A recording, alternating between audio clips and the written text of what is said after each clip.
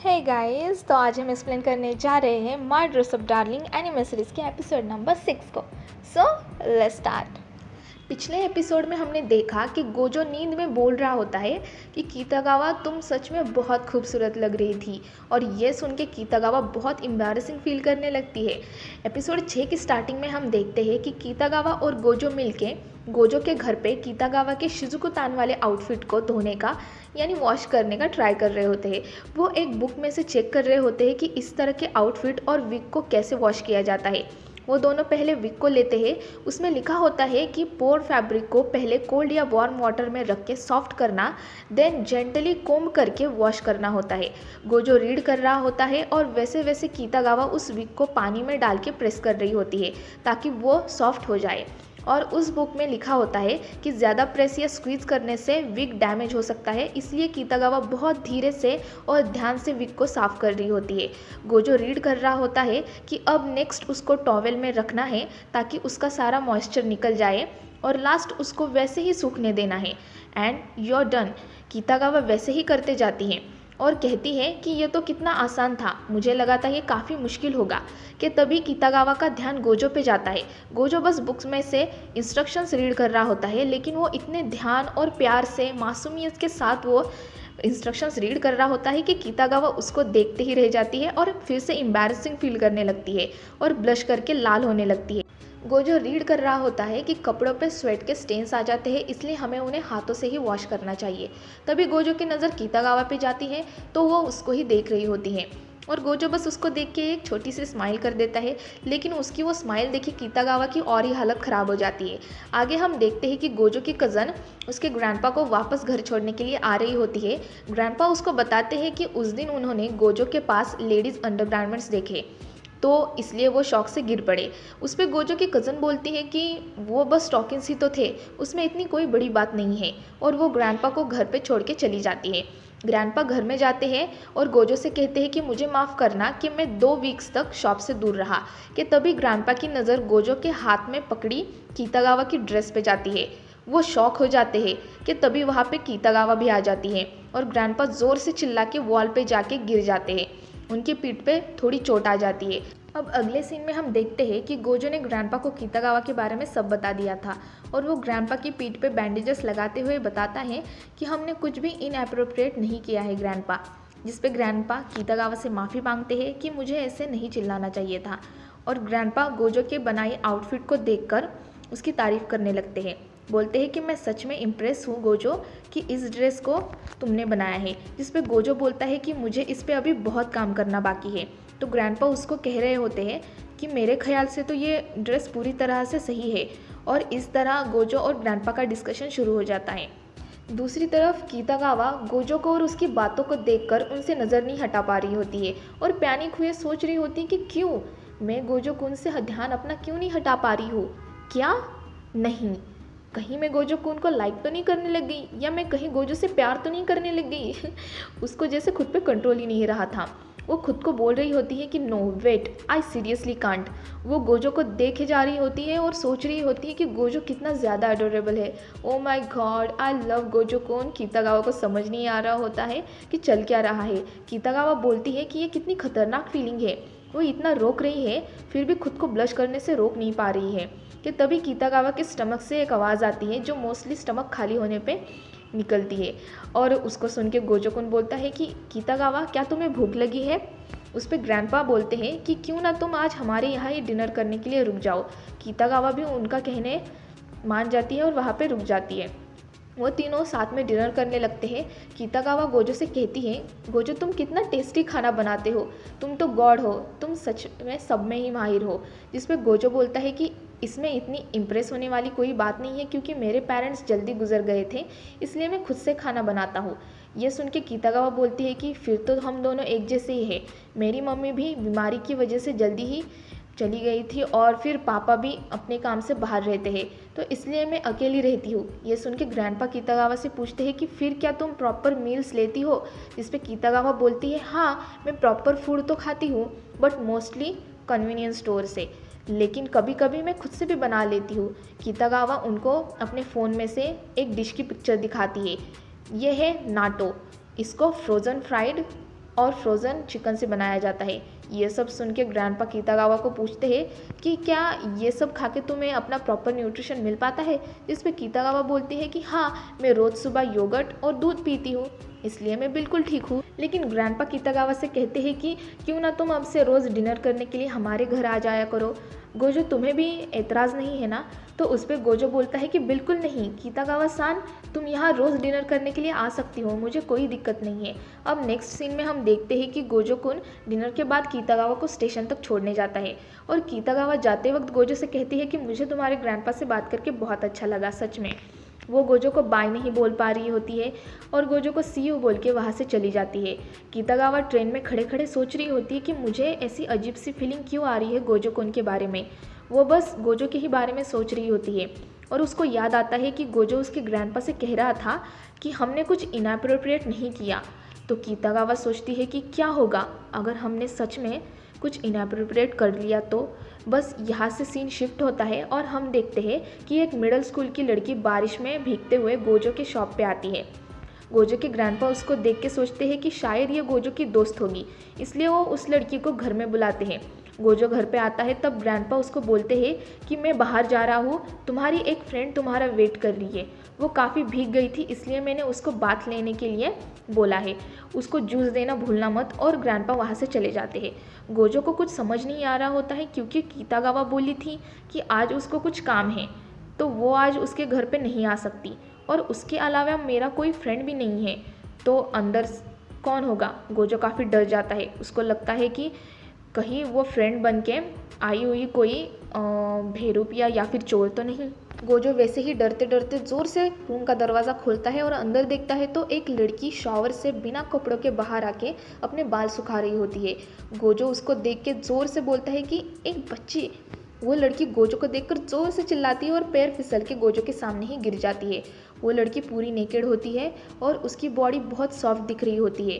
Gojo को तभी उसके बचपन की एक बात याद आ जाती है जहाँ पे वो हीना डॉल के फेस को देख के ग्रैंडपा से बोल रहा होता है कि ग्रैंडपा इस हीना डॉल को हेयर्स क्यों नहीं है।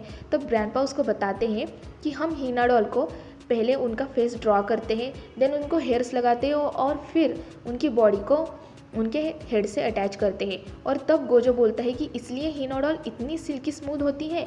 गोजो अपने ख्यालों से बाहर आता है तो वो लड़की काफ़ी डर गई होती है और गोजो भी उसको ऐसे देखकर बहुत ही ज़्यादा डर जाता है और दोनों ही ज़ोर से चिल्लाते हैं। अब अगले सीन में हम देखते हैं कि वो लड़की और गोजो हॉल में बैठे हुए होते हैं और गोजो उसको सॉरी बोल रहा होता है।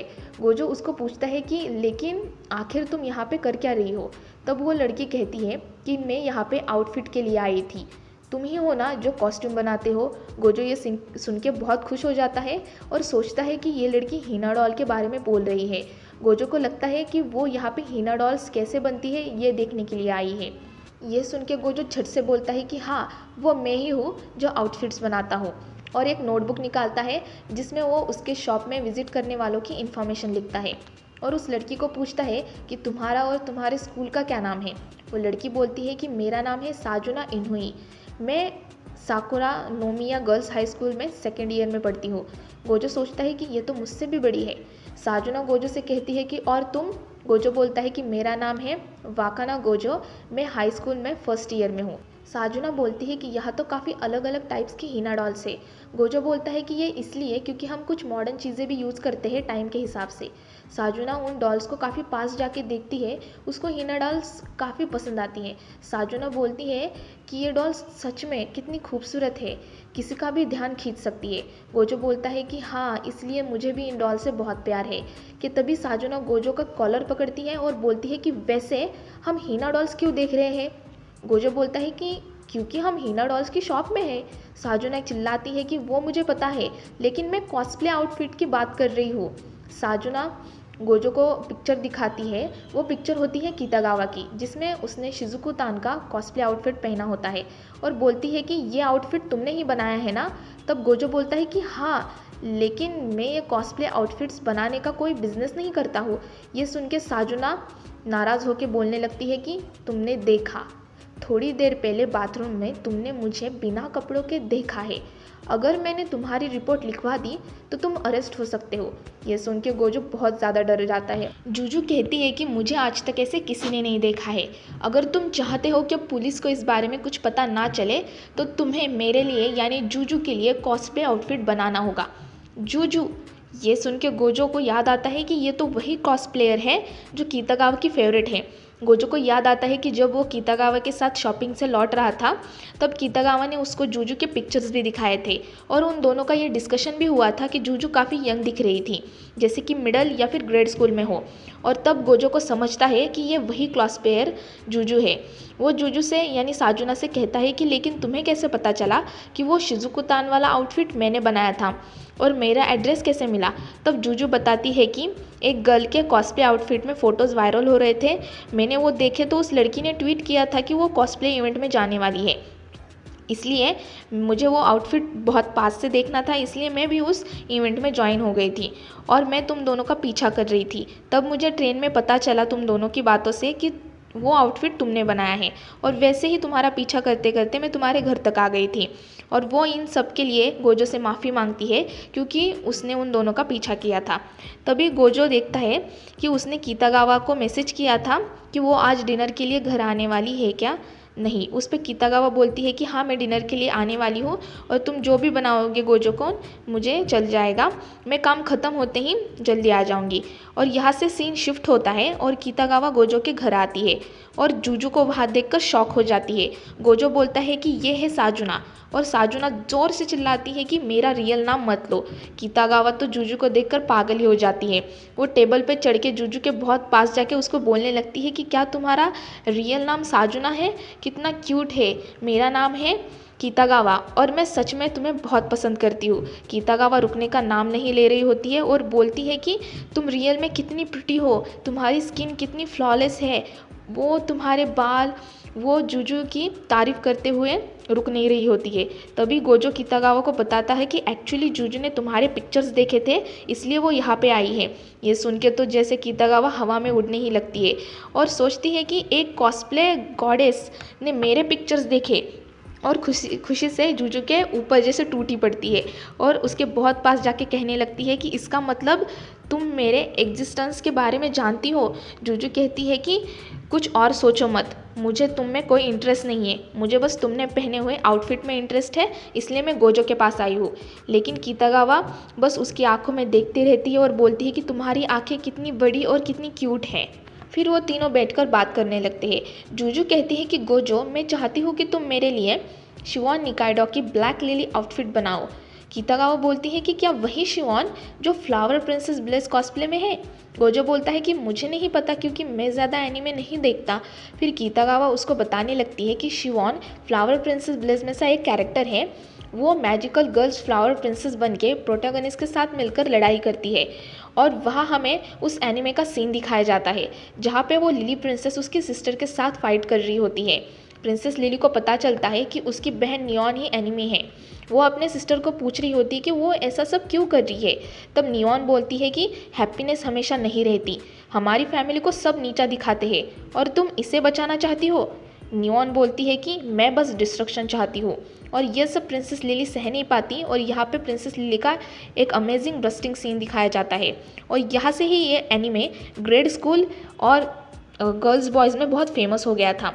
जब कीतागावा ये सब बता रही होती है तब जूजू सोच रही होती है कि शायद इस लड़की को एनीमे के ओरिजिन और उसके कैरेक्टर्स के बारे में कुछ पता नहीं है। फिर जूजू बोलती है कि शिवॉन की लाइफ में बहुत सारी मुश्किलें हैं, फिर भी वो हमेशा स्माइल करती रहती है। यही एक रीज़न है कि मुझे वो कैरेक्टर बहुत पसंद है, इसलिए मैं इस बारे में कोई भी कॉम्प्रोमाइज़ नहीं करना चाहती हूँ। मैं आउटफिट खरीद भी लूँ तो भी मुझे उसको अल्टर करना पड़ेगा, इसलिए मैं चाहती हूँ कि कोई मेरे लिए वो आउटफिट बनाए जो मुझे परफेक्टली फिट होगा। गोजो सोचने लगता है कि जूजू सामा as a black lily princess मैं तो ये आउटफिट बनाने में मर ही जाऊंगा। कि तभी जूजू कीतागावा से कहती है कि तुम्हें शिवॉन इतनी पसंद है तो तुमने उसका कॉस्प्ले आउटफिट क्यों नहीं ट्राई किया। जिस पे कीतागावा बोलती है कि एक्चुअली मेरी हाइट थोड़ी बड़ी है तो इसलिए मैं उस कैरेक्टर में फ़िट नहीं बैठूंगी, मैं नहीं चाहती कि मेरे वजह से कोई कैरेक्टर ख़राब लगे। और मैं कोई भी कॉस्प्ले करूँ तो मैं जितना ज़्यादा उस कैरेक्टर की तरह दिख पाऊँ उतना ज़्यादा दिखना पसंद करती हूँ। अगर बात इस एनीमे की है तो मैं नियॉन बनना पसंद करूँगी।